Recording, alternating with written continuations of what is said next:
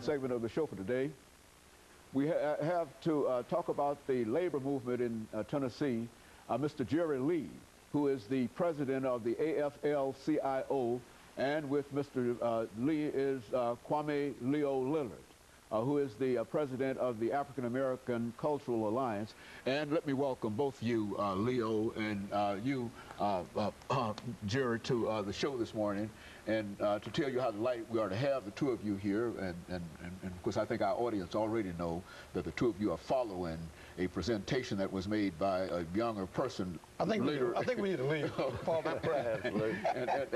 But what we'd like to do is to really talk about some of the things, some of the questions that she raised. Absolutely. In reference to this morning. But first, Mr. Lee, let's see if you can give us some information about your background, education, and your experiences, and then Kwame will give us essentially the same kind of information, and then we'll talk about some other things later on. And then we'll start talking about the labor union, teachers, and et cetera, all that. Yes, sir. Thank you, Dr. Haynes.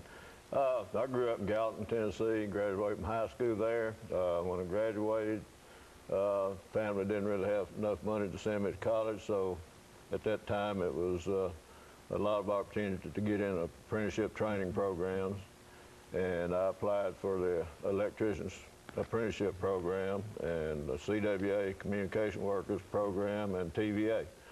And the IBEW electricians called me first, and beginning a long time ago, I served a 5-year apprenticeship with IBEW.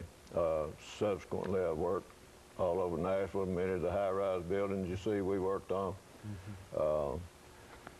When I finished my apprenticeship, I went in the U.S. Army. I had been deferred from the draft in the 60s for the purposes of finishing that program, but I went in the Army in 62, served 2 years, and came out and was a journeyman electrician, went back to work as an electrician.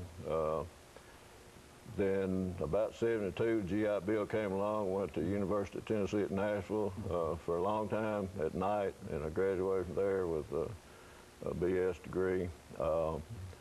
Politically in my union, I ran for business manager. Subsequently, after serving many different offices, I was 2-term business manager for my local union. And when Mr. James Neely went to